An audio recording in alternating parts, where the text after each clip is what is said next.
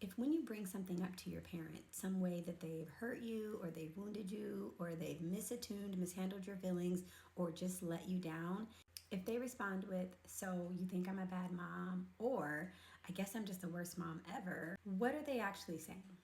And how do you know if they're being manipulative or if they are emotionally immature? First, two things can be true at the same time, meaning they could be being manipulative and that could come from a place of emotional immaturity. But whichever it is, what those responses are a defensive shield. What they are not saying, or the quiet part they're not saying, is that they're feeling attacked, that their identity is feeling attacked, their role or their authority is feeling challenged. They are feeling some sort of guilt or shame from whatever behavior they engaged in that caused you harm. They are experiencing fear that their position as a parent has been compromised. They may be struggling with how to take accountability while also remaining in the position of authority. Regardless of what's going on underneath the surface, the defensive shields are up.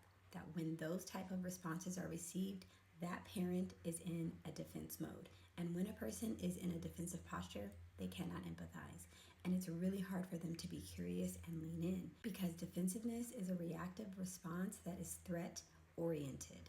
And we don't lean into a threat with a hug or an open hand. We lean into a threat with a closed fist. Responses like this also do three things. It globalizes the situation so that it can't be pinpointed to something specific.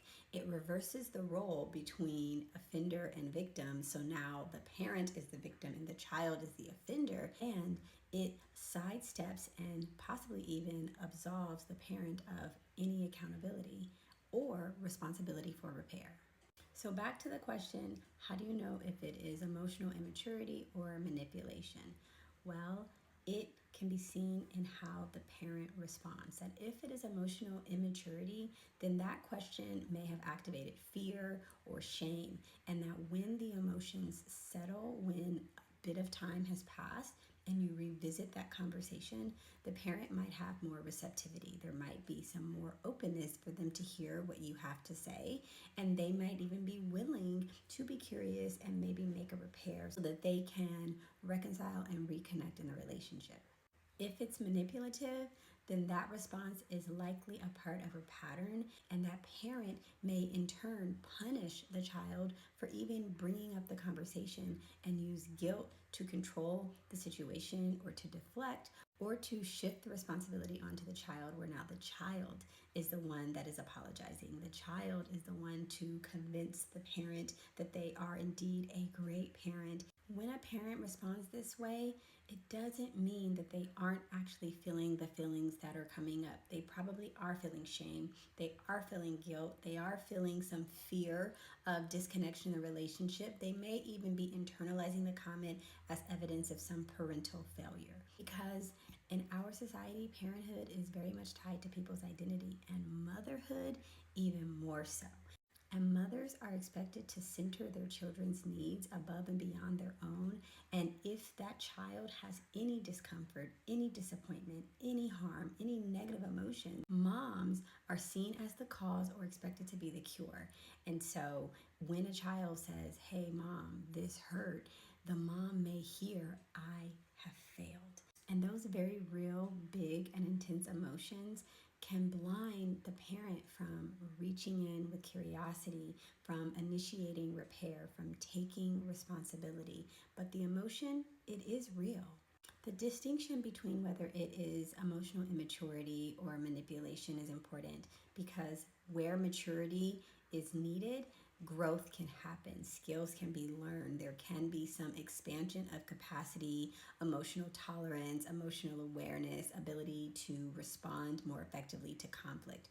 When it's manipulation, that's usually intentional, and there may be a malicious component to that.